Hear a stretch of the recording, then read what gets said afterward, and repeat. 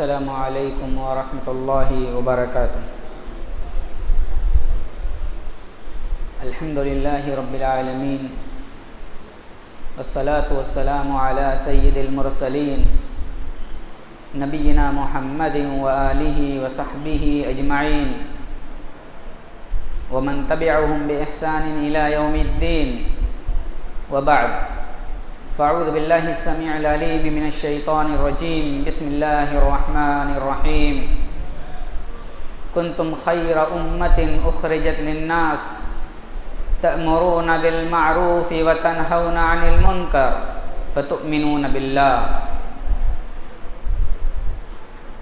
محترم حاضرین،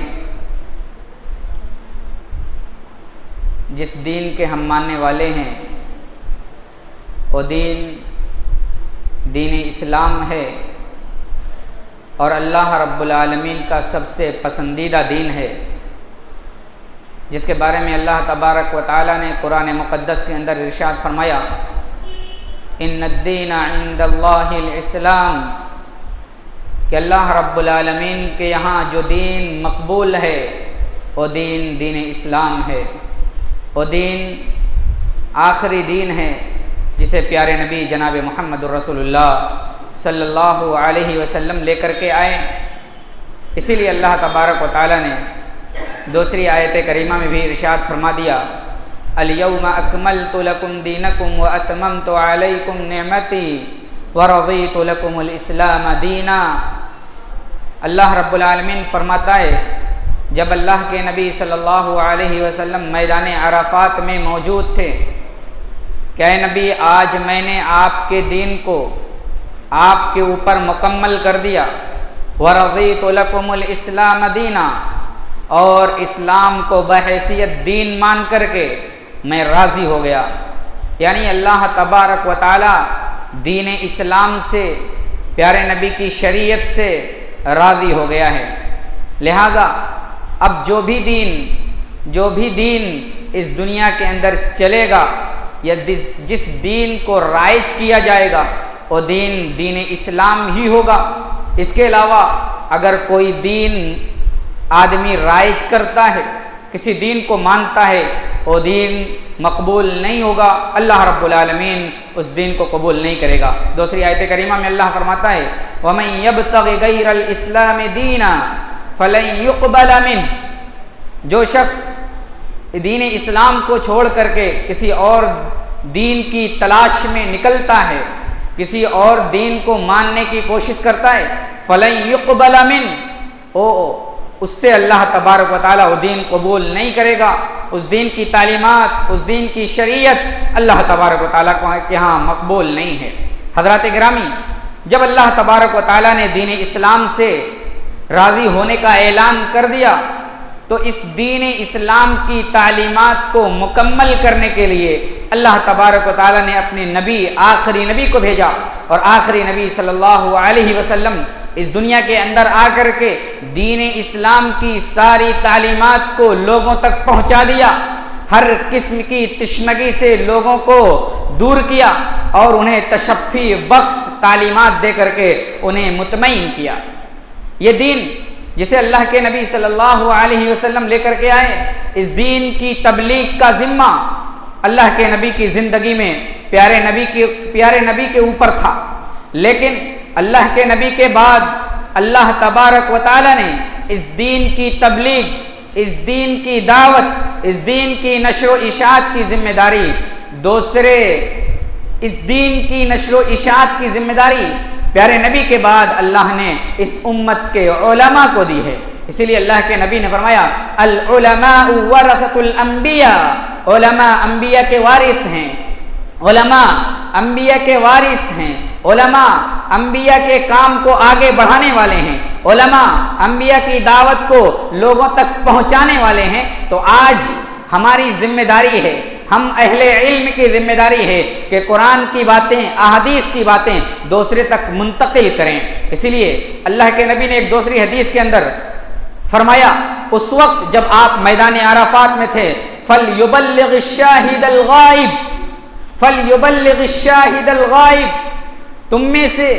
جو حاضر ہے، جو موجود ہے، جو جاننے والا ہے، وہ غائب تک پہنچائے۔ جسے دین کا علم ہے وہ دین کو نہ جاننے والے تک پہنچائے۔ امید ہے کہ سننے والے سے زیادہ یاد کرنے والے موجود ہوں گے۔ تو ہماری ذمہ داری ہے کہ ہم دین کی تعلیمات کو لوگوں تک عام کریں، لوگوں تک پہنچائیں، اور اسی دین کی تعلیمات کو لوگوں تک پہنچانے کے لیے، قرآن کی باتوں کو لوگوں تک پہنچانے کے لیے، پیارے نبی کے طریقوں کو لوگوں تک پہنچانے کے لیے، صحیح تعلیمات لوگوں تک عام کرنے کے لیے اس طرح کے دروس، اس طرح کے پروگرامز منعقد کیے جاتے ہیں، تاکہ مردہ دلوں کو جلا ملے، تاکہ مردہ دل زندہ ہو جائیں، تاکہ دل کے اندر جو زنگ آ گیا ہے وہ زنگ دور ہو جائے۔ اور یاد رکھیے گا، اگر اس طرح کے پروگرامز ہم کرانا چھوڑ دیں،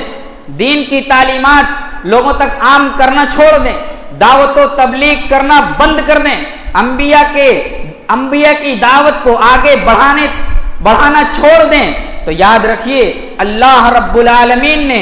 ایسے لوگوں پر لعنت کی ہے، انبیاء کرام نے ایسے لوگوں پر لعنت کی ہے۔ قرآن مقدس کے اندر اللہ تبارک و تعالی ارشاد فرماتا ہے، لعن اللہ الذین کفروا من بنی اسرائیل، اللہ تبارک و تعالی نے لعنت کی ہے جن لوگوں نے کفر کیا بنی اسرائیل میں سے، علی لسان داؤد علیہ السلام کی زبانی، عیسیٰ علیہ السلام کی زبانی، اور دیگر انبیاء کی زبانی۔ کیوں؟ ذالک بما عصوا وکانوا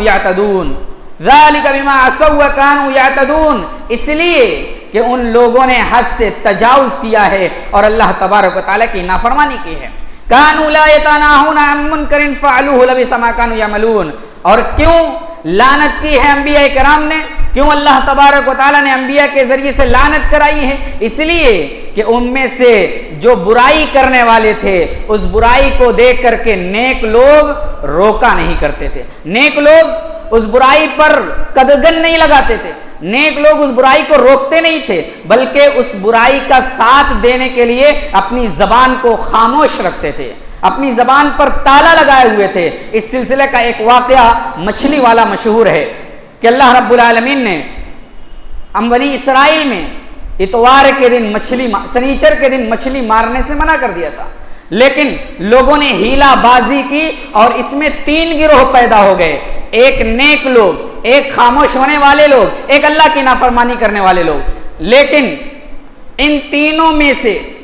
جو خاموش تھے ان کے اوپر اللہ رب العالمین کا عذاب آیا، اور وہ لوگ جو اللہ رب العالمین کی نافرمانی کرتے تھے یہ لوگ تو عذاب کی زد میں آئے ہی، لیکن جو نیک تھے،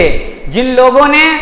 اللہ کے دین کو لوگوں تک پہنچایا نہیں، وہ بھی اس عذاب کی زد میں آ گئے۔ تو ہم دین کا کام کریں اور دینی تعلیمات کو لوگوں تک پہنچائیں،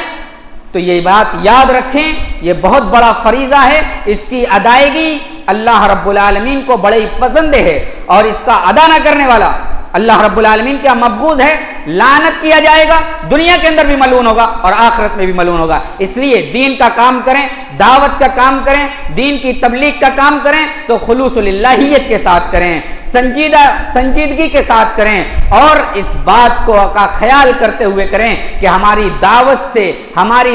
تبلیغ سے کسی کو تکلیف نہیں ہونی چاہیے، بلکہ دعوت کا کام، دین کا کام بڑے نرم انداز سے کریں، بڑے بہترین انداز سے کریں، اور ایسے کریں کہ جیسے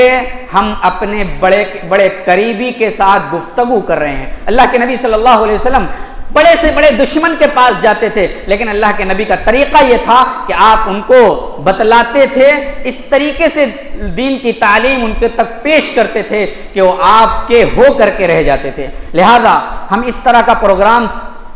منعقد کریں، اس طرح کے پروگرام میں آئیں اور اس طرح کے پروگرام کو کامیاب بنائیں۔ یہاں جو باتیں ہوں، یہاں جو باتیں بتلائی جائیں، صرف سننے کے مقصد سے نہ آئیں، صرف نمبر دینے کے مقصد سے نہ آئے کہ کون سے عالم نے اچھی تقریر کی، کس نے اچھی تقریر نہیں کی، نمبر دینا مقصود نہ ہو۔ نمبر دینا مقصود اگر ہوگا تو یاد رکھیے یہ مقصد آپ کا دنیا میں رہ جائے گا، اور کل قیامت کے دن اسی مقصد کے تحت آپ کو سزا دی جائے گی۔ اللہ کے نبی صلی اللہ علیہ وسلم نے فرمایا 3 قسم کے لوگ قیامت کے دن میدان محشر میں آئیں گے، اور اللہ رب العالمین ان سے سوال کرے گا. ایک عالم ہوگا, ایک قاری ہوگا اور ایک مالدار ہوگا اور ایک باڈی بلڈر ہوگا. یہ تین قسم کے لوگ ہوں گے. تینوں کو اللہ تبارک و تعالیٰ بلائے گا. کیا پوچھے گا؟ ہم نے تمہیں یہ ساری نعمتیں دی تھی, ان ساری نعمتوں کا کیا حق ادا کیا؟ تو جھوٹ بول کر کے کہے گا اے اللہ میں نے تیری نعمت کا حق ادا کیا. لیکن اللہ کہے گا تم جھوٹ بول رہے ہو اس لیے کہ تم نے یہ کام اللہ کی رضا کے لیے نہیں کیا تھا, یہ کام تم نے دنیا والوں کو خوش کرنے کے لیے کیا تھا, اس لیے آج تمہارا ہمارے یہاں کوئی نصیبہ نہیں ہے, کوئی حصہ نہیں ہے. اس لیے اس پروگرام میں آئیں, اس پروگرام میں آ کر کے خلوص للہیت کے ساتھ اس دین کی باتیں سنیں. اس پروگرام کے کرانے والوں کو بھی خلوص للہیت کے ساتھ پروگرام کرانا چاہیے تاکہ پروگرام کرانے والے, پروگرام میں تقریر کرنے والے اور پروگرام کو سننے والے سب کے سب اس پروگرام سے مستفید ہوں اور کل قیامت کے دن یہ پروگرام ہمارے لیے باعث نجات بن جائے. اللہ تعالی ہم سب کو پروگرام میں جو بھی باتیں ہوں ان کو بغور سننے اور اس پر عمل کرنے کی توفیق عطا فرما.